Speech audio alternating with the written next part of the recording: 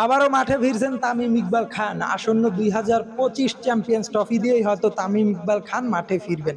তাকে মাঠে ফিরানোর জন্য বিসিবির কাছ থেকে বাংলাদেশ ক্রিকেট বোর্ডের পক্ষ থেকে যা যা করার দরকার তা প্রায় তারা সবই করতেছে।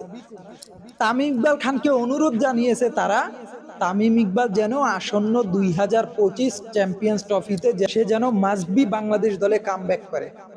এই যে তামিম ইকবাল খানকে বাংলাদেশ ক্রিকেট টিমে ফেরানোর জন্য বিসিবির যত প্রচেষ্টা, যত আগ্রহ, এটা দ্বারাই বাংলাদেশ ক্রিকেটের বর্তমান যে ভঙ্গুর অবস্থা, যে বেহাল দশা, সেটা কিন্তু ফুটে উঠেছে।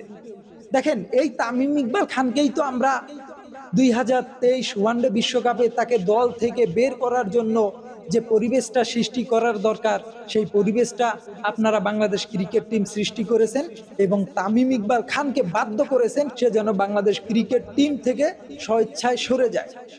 তাহলে এখন কেন সেই তামিম ইকবাল খানকে আবার আপনারা দলে ফেরানোর জন্য এত তড়িঘড়ি, এত প্রচেষ্টা, এত আগ্রহ?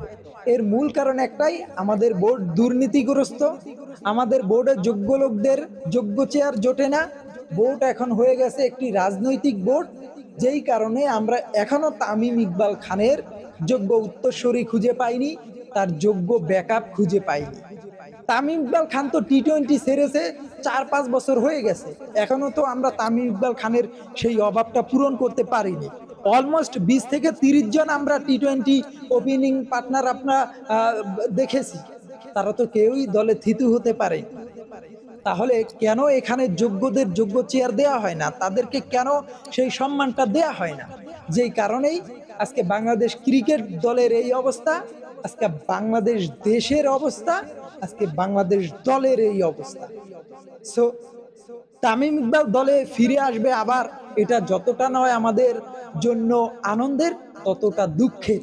কারণ বিসিবি, এই অযোগ্য নির্লজ্জ বোর্ড, তামিম ইকবালের ব্যাকআপ তৈরি করতে পারেনি 4-5 বছরেও। সো তামিম ইকবাল খান ফিরে আসবে, এটা আমাদের জন্য আনন্দের হলেও আরেকটা দিক আছে যেটা আমাদের জন্য দুঃখের। আমাদের ক্রিকেট বোর্ড এইসব প্লেয়ারদের যোগ্য উত্তরসূরি ব্যাকআপ খুঁজে বের করতে পারেনি এখনো। যেই কারণেই আপনারা যে প্লেয়ারটাকে দল থেকে বের হয়ে যেতে বাধ্য করেছিলেন, এখন সেই প্লেয়ারের পায়ে ধরতে হচ্ছে আপনাদেরকে বাংলাদেশ দলে ফেরানোর জন্য। এর মূল দায়ভারটা বাংলাদেশ ক্রিকেট বোর্ডকে নিতে হবে। বাংলাদেশের ক্রিকেট বোর্ড সত্যিকার অবস্থায় এখন একটা ভঙ্গুর অবস্থায়, বেহাল দশায় পড়ে আছে। এই অযোগ্য, এই দুর্নীতিগ্রস্ত লোকদের জন্য আজ দেশে যোগ্য লোকরা যোগ্য সম্মান পায় না, যোগ্য চেয়ার জোটে না। যেই কারণে আজ দেশের এই অবস্থা, বাংলাদেশ ক্রিকেট দলের এই অবস্থা।